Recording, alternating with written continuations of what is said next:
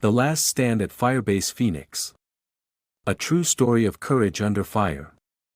Have you ever wondered what goes through a soldier's mind when they know they might not make it home? When the odds are stacked so high against you that survival seems impossible. Today, I'm gonna share with you one of the most incredible stories of courage and brotherhood I've ever come across. This is the story of Staff Sergeant Marcus Reynolds and the 72 hours that changed everything at Firebase Phoenix. It was October 2011, deep in the Helmand province of Afghanistan. Firebase Phoenix wasn't much to look at, just a collection of HESCO barriers, sandbags, and makeshift structures perched on a rocky hilltop. But it was home to 47 American soldiers and their mission was clear: hold this position and protect the supply route that kept 3 other bases alive. Marcus Reynolds was 28 years old, from a small town in Montana.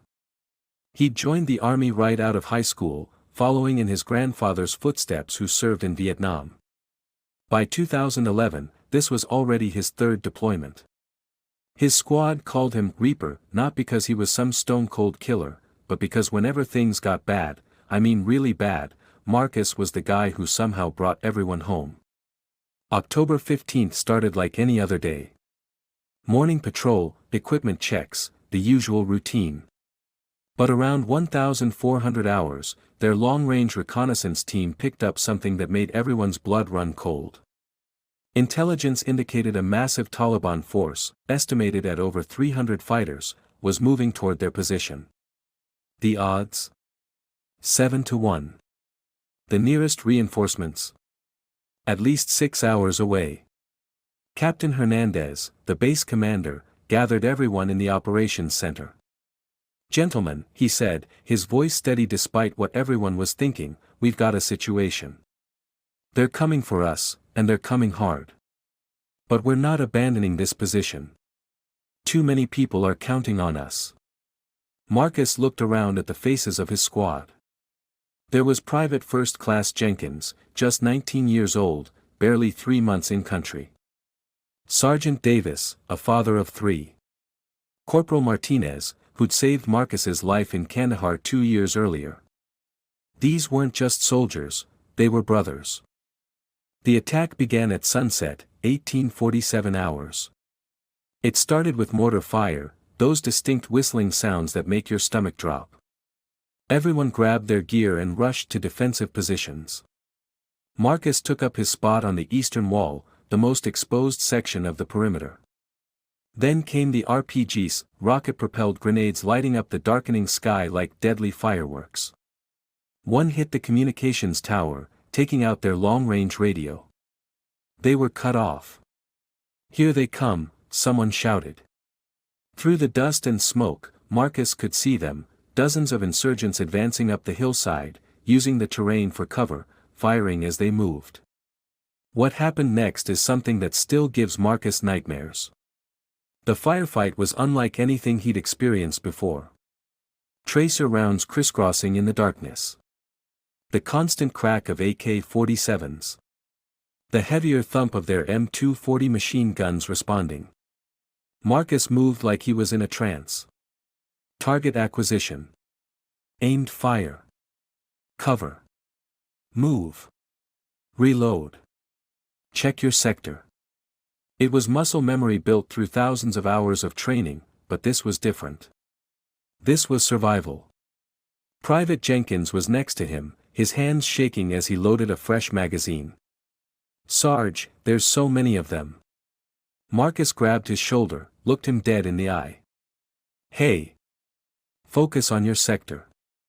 One target at a time. You got this, Jenkins. I got your back." For 3 hours, they held that line. The Taliban kept coming in waves, probing for weaknesses, trying to overwhelm them with sheer numbers. But every time they got close, the Americans pushed them back. By midnight, they'd repelled 4 major assaults. But the cost was heavy. 12 wounded, 2 critically. They were running low on ammunition.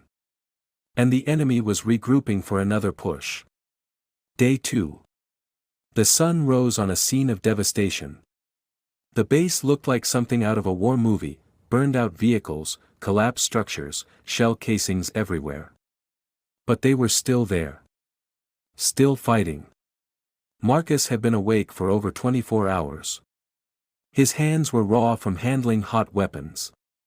His ears were ringing from the constant explosions. But he couldn't rest. None of them could. That's when Sergeant Davis came to him with the bad news. "Reaper, we got a real problem. We're down to about 30% ammunition. If they hit us again like last night, we won't have enough to hold them off." Marcus did the math in his head. They'd called for resupply and reinforcements, but bad weather had grounded all helicopters. They were on their own for at least another 24 hours. Maybe more. He gathered the squad leaders. "All right, listen up. Here's what we're gonna do. We consolidate our defensive positions, tighten the perimeter. Every shot has to count. Semi-auto only unless they breach the wire. We make them pay for every inch." But Marcus knew something the others didn't. He'd overheard Captain Hernandez talking on the satellite phone. The brass was considering ordering an evacuation. The position might be untenable. But evacuating meant leaving behind equipment, weapons, and giving up the strategic high ground that protected those supply routes. That afternoon, Marcus made a decision. He volunteered to lead a night patrol outside the wire. The goal? Disrupt the enemy's staging areas, buy them time, and maybe, just maybe, make the Taliban think twice about attacking again. "You're out of your mind, Reaper," Sergeant Davis said. "That's a suicide mission." Marcus just smiled that quiet smile of his. "Since when has that ever stopped us?" At 0200 hours, Marcus led a team of 8 volunteers out into the darkness. They moved like ghosts through the rocky terrain, using night vision to navigate. Their target, a Taliban forward operating position about a kilometer from the base. What they found changed everything. The enemy had positioned a DSHK heavy machine gun, a weapon that could tear through their defenses like paper. Worse, they had what looked like enough ammunition and supplies for a week-long siege. Marcus made a call. "We're not just hitting this position. We're destroying everything they've got here." For the next hour, they worked methodically. Placing charges on weapon caches. Rigging their ammo depot with explosives. The Taliban fighters were asleep, confident in their numbers, never expecting such a bold move. But then, everything went sideways. A sentry spotted them. Shots rang out. The element of surprise was gone. Marcus's team was exposed, outnumbered, and 1,000 meters from safety. "Detonate everything now and run." Marcus screamed into his radio. The explosions lit up the night sky. Secondary detonations as ammunition cooked off created a chain reaction of destruction. But the blast also alerted every Taliban fighter in the area to exactly where Marcus and his team were. The run back to Firebase Phoenix was the longest kilometer of Marcus's life. Enemy fighters pouring out of compounds. Bullets snapping past their heads. Corporal Martinez took a round to the leg. Marcus threw him over his shoulder and kept running. They made it back to the wire with enemy fighters right behind them. But here's the thing, the explosions had done more than just destroy supplies. They'd broken the Taliban's will to continue the siege. When the sun rose on day 3, something remarkable happened. The enemy was withdrawing.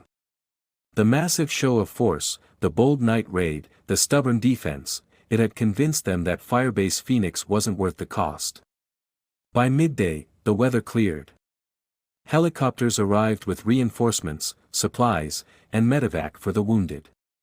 Marcus stood on that eastern wall, watching them come in, and for the first time in 72 hours, he let himself breathe.